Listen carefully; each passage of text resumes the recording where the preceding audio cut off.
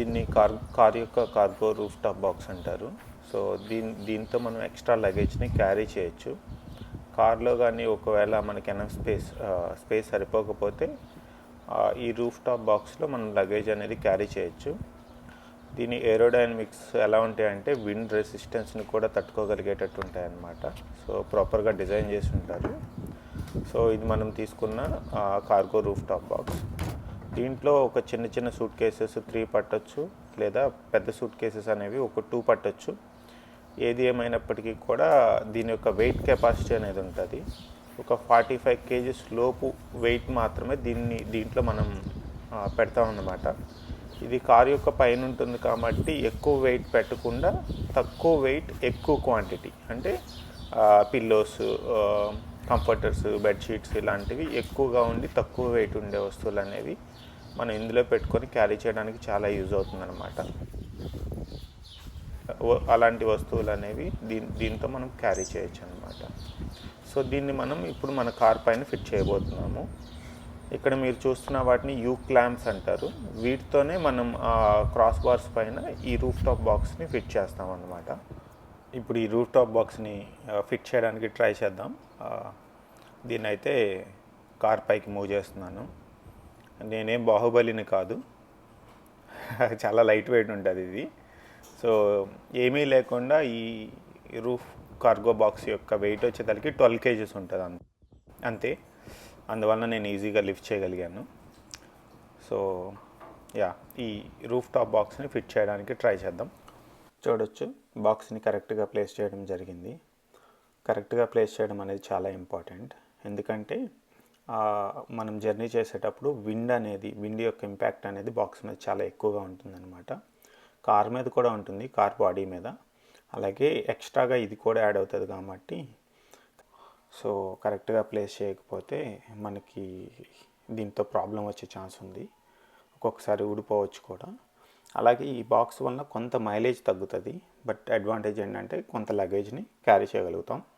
So కార్లో ఉన్న మనకి కార్గో స్పేస్ సరిపోనప్పుడు ఇది చాలా అడ్వాంటేజ్ అవుతుంది.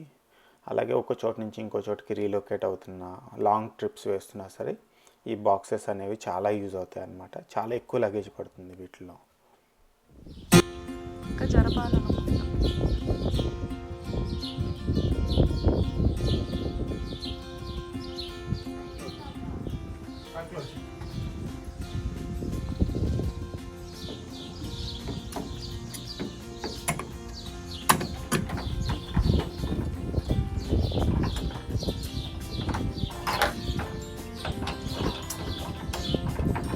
ఫైనల్గా బాక్స్ అనేది కార్ పైన ఫిట్ చేయడం జరిగింది.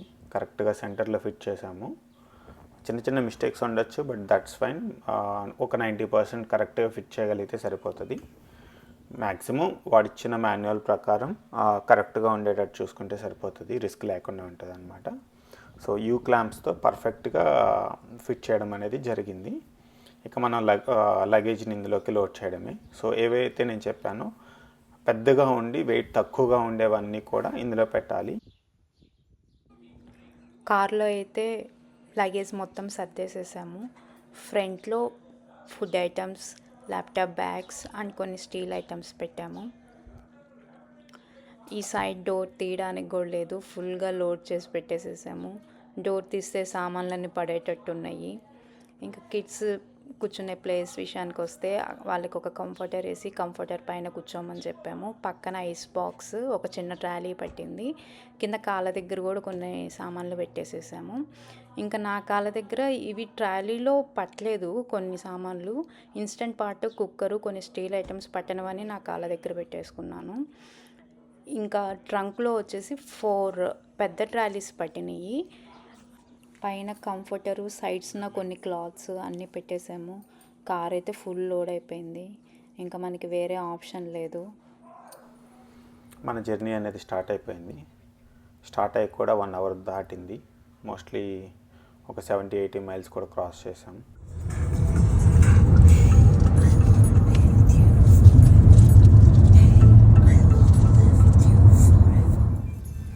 చూడొచ్చు, స్టార్ట్ అయిన 1 hour తర్వాత నుంచి వర్షం పడుతూనే ఉంది. సో సో మేము చేసిన జర్నీలో ఫస్ట్ డే మొత్తం కూడా వర్షం పడుతూనే ఉందన్నమాట. ఇక్కడ మనం హైవేస్లో డ్రైవ్ చేస్తున్నాము. సో మన ఆపోజిట్ ట్రాఫిక్కి మనకి మధ్యలో డివైడర్ ఉంటుంది. సో వాళ్ళకి మనకి సంబంధమే లేదు. అండ్ మన డైరెక్షన్లో కూడా 3 లైన్స్ ఉంటాయి ట్రాఫిక్ వెళ్ళడానికి. లెఫ్ట్ సైడ్ ఫాస్ట్గా వెళ్ళే లైన్ అనమాట, అది ఓవర్టేక్ కూడా చేయొచ్చు. మధ్యలో లైన్ ఏంటంటే ఒక కాన్స్టెంట్ స్పీడ్తో వెళ్తూ ఉండడానికి. అలాగే ఏదన్నా స్పీడ్ లిమిట్ కన్నా ఇంకా కొంచెం స్లోగా వెళ్ళాలి అంటే కనుక రైట్ లైన్లో వెళ్ళొచ్చు. అలాగే మనకి రైట్ లైన్ అంటే ఎగ్జిట్స్ కూడా ఉంటాయి అన్నమాట, అంటే ఊర్లోకి వెళ్ళడానికి వాటికి అట్లా ఎగ్జిట్స్ కూడా తీసుకోవచ్చు అన్నమాట. సో ఇలా 3 లైన్స్ 4 లైన్స్ ఒక్కొక్కసారి 5 లైన్స్ కూడా ఉంటాయి. బట్ రైట్ నుంచి లెఫ్ట్కి వెళ్ళే కొన్ని స్పీడ్ పెరిగిపోతూ ఉంటుందన్నమాట వెహికల్స్. అలాగే ఎక్కువ ఓవర్టేక్ చేయడానికి లెఫ్ట్ లైన్స్లో నుంచి ఓవర్టేక్ చేస్తారు, రైట్ నుంచి ఓవర్టేక్ చేయరు. బట్ మన ముందు కారు మనల్ని రాంగ్గా ఓవర్టేక్ చేసిందనమాట. చూడొచ్చు, చాలా బాగుంటాయి రోడ్లు అనేది, చాలా పర్ఫెక్ట్గా మెయింటైన్ చేస్తారు. గ్రీనరీ కూడా చాలా బాగుంటుంది. బట్ ఈరోజు ఏంటో కానీ ఫుల్గా వర్షం పడుతూనే ఉంది. బయలుదేరిన దగ్గర నుంచి వర్షంలోనే జర్నీ చేస్తున్నాము. కార్ కూడా ఫుల్లీ లోడెడ్ ఉంది. కిడ్స్ కూడా పాపం చాలా ఇబ్బందిగా కూర్చొని ఉన్నారు. బట్ మనకి వేరే ఆప్షన్ లేదు, ఇలా జర్నీ చేయాల్సిందే.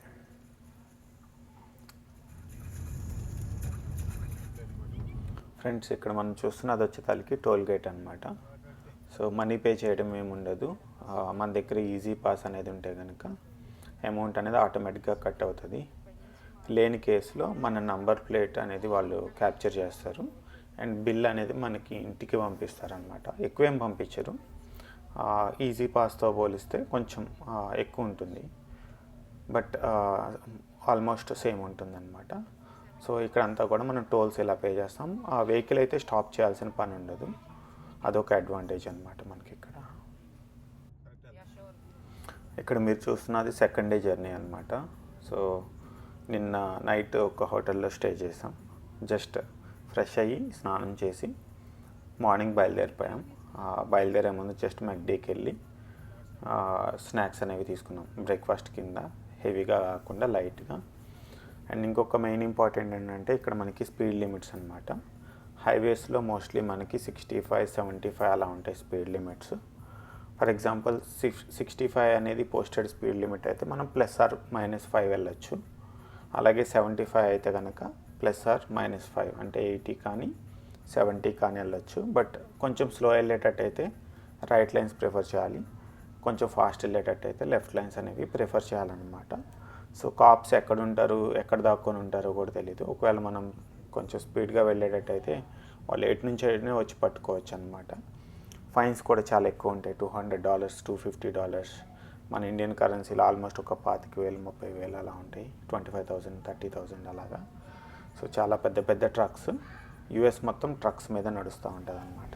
యూఎస్ ట్రక్స్ మీద నడవడం ఏంటి అనుకోవచ్చు, ప్రతి వస్తువు గుండె సూది దగ్గర నుంచి పెద్ద పెద్ద వస్తువుల వరకు, లైక్ ఫ్రిడ్జెస్ కానీ ఏవైనా సరే కూడా వీటి ద్వారానే ట్రాన్స్పోర్ట్ అవుతాయి యూఎస్లో ఒక ప్లేస్ నుంచి ఇంకొక ప్లేస్కి. అందుకే యూఎస్లో గ్యాస్ ప్రైజెస్ అంటే పెట్రోల్ కానీ డీజిల్ ప్రైజెస్ అనేవి చాలా ఇంపార్టెంట్. వీళ్ళకి పెట్రోల్ ఆర్ డీజిల్ అనేది చాలా ముఖ్యం అన్నమాట. అక్కడ కానీ ప్రాబ్లం వచ్చిందంటే కంప్లీట్గా ట్రాన్స్పోర్టేషన్ ఆగిపోతుంది. నిత్యావసరాలు మనకి bear minimum water, groceries, vegetable ఏమీ కూడా దొరకవు అన్నమాట. సో వీళ్ళు చాలా ఇబ్బంది పడాల్సి వస్తుంది. అందుకే వీళ్ళు వేరే కంట్రీస్ నుంచి ఆయిల్ ఎక్కువగా కొంటూ ఉంటారు. ట్రక్స్ అనేవి లేకపోతే సప్లై ఉండదు వీళ్ళకి. చూడండి, ఇప్పుడు వెళ్తాం. ఇప్పుడు టనల్ వస్తుంది చూడండి.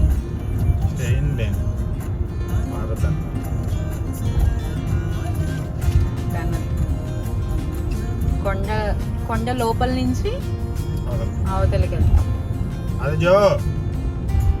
ఎంటర్ అయ్యాం టర్నల్ లైన్. ఏ లైట్స్ ఉన్నాయి చీకటిగా లేకుండానా?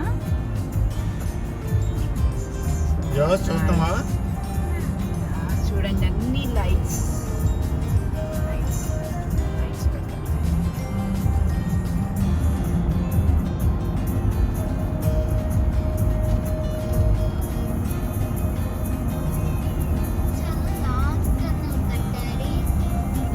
కొండ మొత్తం కవర్ చేయాలి కదా.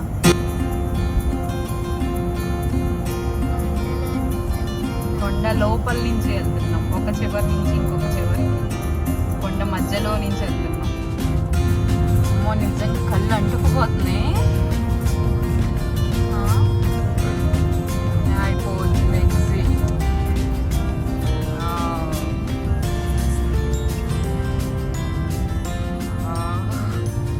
ఏదో లోపల చీకట్లో నుంచి బయటకు వచ్చినట్టు. ఇప్పుడే పెన్సిల్వేనియా స్టేట్లోకి ఎంటర్ అయ్యాము. కాన్సస్ నుంచి న్యూజెర్సీకి మధ్యలో టోటల్ 5 స్టేట్స్ ఉన్నాయి. Missouri, Indianapolis, Ohio and Virginia, last Pennsylvania state. Kids చూడండి డల్ అయిపోయారు, కాకపోతే కొంచెం వామిటింగ్స్ అయితే ఏం అవ్వలేదు.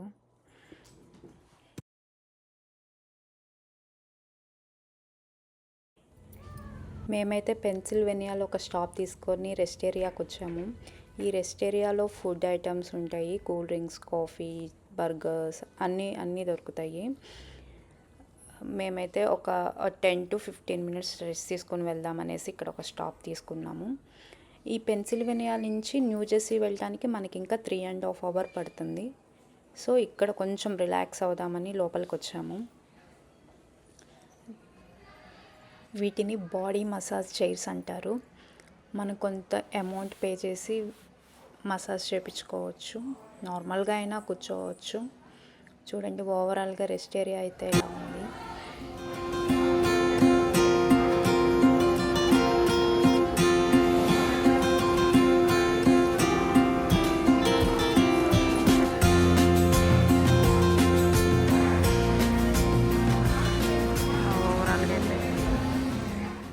ఇదంతా కూడా పార్కింగ్ ఏరియా అన్నమాట.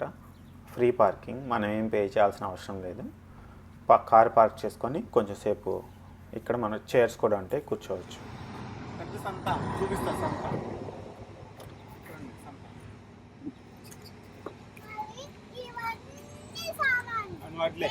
ఇరుకులో కూర్చున్నాం, అది ఇరుకు మాకు ఉండాల్సింది, మీకు కాదు. చూడండి పాపం ఎక్కడ కూర్చున్నారా వీళ్ళు.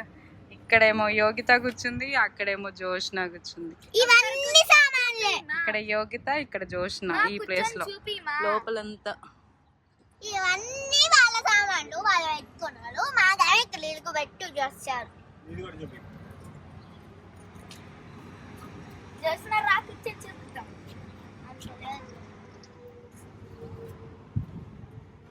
నాకు కూడా అంతే, సేమ్ ప్లేస్ లేదు కాళ్ళ దగ్గర.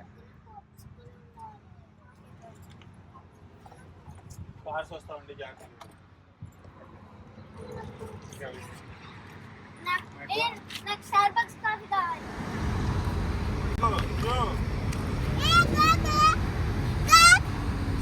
స్టార్బక్స్ కాఫీ చేసిన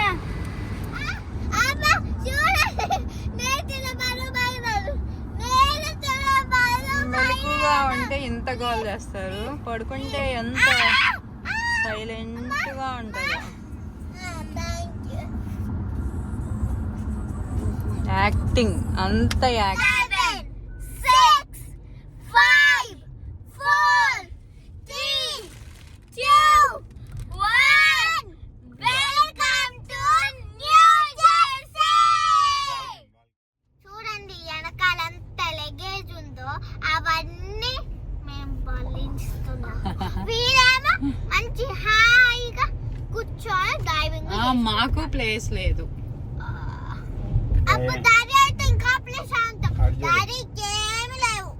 ఆ ట్రాఫిక్ చూడు మాయ్, అది ఈజీ పీజీ కానీ చూడండి, అది ఈజీ పీజీ, ఇదేమో కానీ హాడే. ఈ 2 days వామిటింగ్స్ లేకుండా వీళ్ళు జర్నీ చేశారు. ఒక్క బ్రేక్ లేకుండా మేము ఇంకా 5 minutes లో మనం మన లొకేషన్ కి వెళ్తున్నాం. ఫైనల్ గా అయితే న్యూ జెర్సీ వచ్చేసాం.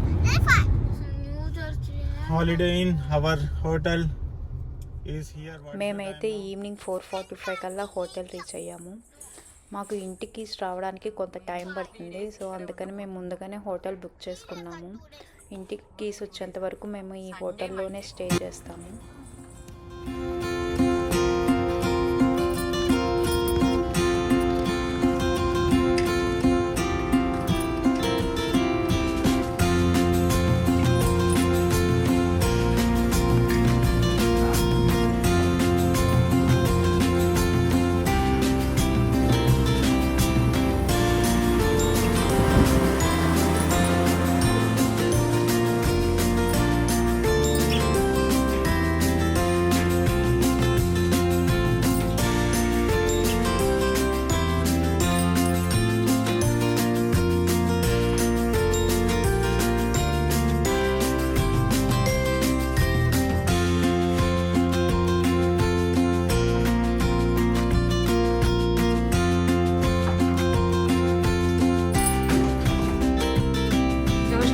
వచ్చావు ఇప్పుడు? Chicken burger, fries Anu chicken nuggets and 2 జ్యూసులు పట్టుకొని వచ్చాము. ఎలా ఉంది ఈ హోటల్?